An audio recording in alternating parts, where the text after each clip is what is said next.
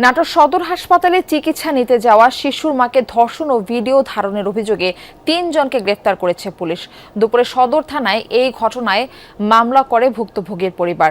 পরে পুলিশ ৩ আসামিকে গ্রেফতার করেন। পুলিশ জানায় ৪ দিন আগে হাসপাতালের শিশু ওয়ার্ডে অসুস্থ মেয়েকে নিয়ে যান ভুক্তভোগী। ৭ জুন রাতে হাসপাতালের পরিচ্ছন্নতা কর্মী অমিত পূর্ব পরিচয়ের সুবাদে ওই নারীকে ভবনের সিঁড়িতে নিয়ে যায়। সেখানে ভুক্তভোগীর উপর নির্যাতন চালায় অমিত।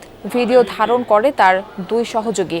পরে ভিডিও দেখিয়ে ভুক্তভোগীকে আবারও ধর্ষণের চেষ্টা চালায় তারা। এদিকে শিশুকে একা দেখে তার মাকে খুঁজতে যান হাসপাতালের এক নার্স। সিসিটিভি ফুটেজ দেখে ভুক্তভোগীকে উদ্ধার করে কর্তৃপক্ষের কাছে নিয়ে যান ওই নার্স।